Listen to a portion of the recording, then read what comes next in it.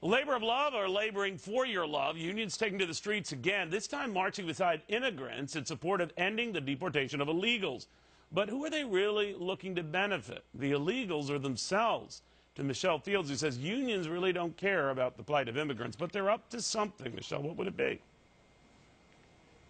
Well, Neil, if you remember back in 2007, George W. Bush pushed for immigration reform, and it was the unions that stood in the way of that reform. But now they're sort of changing their tune, and the reason why is because their union membership has gone down so much. Just in 2012, it went down by 400,000. So they see this immigration reform as a way to boost their dwindling numbers. That's simply what it's about. If memory serves me right, they opposed it at the time because they feared the cheaper labor that would Yes. follow, and then President Bush's efforts to say, look, you come to this country and you work, it doesn't matter whether you're part of a union or not, you're just working.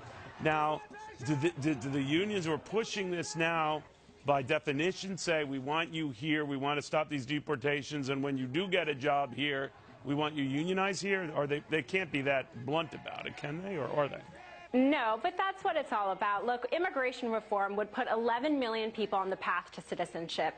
That is, and eventually voting. So that is millions of new voters for the Democratic Party. And the unions are basically an arm of the Democratic Party. So we're talking about new union members, and this will help build a coalition that will be both beneficial for the Democratic Party and both beneficial to the unions, which are desperate for new people. You know, Michelle, I've heard this cut both ways about when these illegals who are here eventually become legal, and I think that invariably is going to be the direction, whether folks like it or not, support the process or not. I think that's kind of where this is going. The understanding is they're all going to be Democratic voters. I don't know if that's such a slam dunk, but I could be naive. Yeah, you know, I mean, Hispanics tend to vote Democratic. They tend to be part of the Democratic Party. And so the unions recognize that, and that's why they're working to try to ensure that immigration reform passes. And what they're saying now, Neil, is that they don't want any deportations right now. They want Obama to halt deportations until this immigration reform bill has passed, which is absolutely crazy that they're saying that they want us to ignore existing laws. They want to usurp Congress's constitutional authority and basically ask the executive branch to ignore current law, to ignore its responsibility to uphold current law. It completely undermines our entire system. But bottom line, if you have unions in your corner, weakened as they are, that's a big friend in your corner, because right now the president's got their back and they've got his.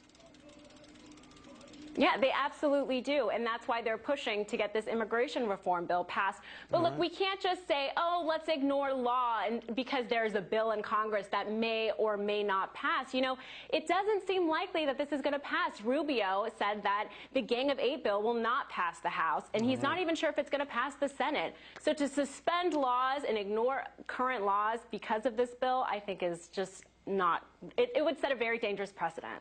Michelle Fields, good seeing you again. Thank you.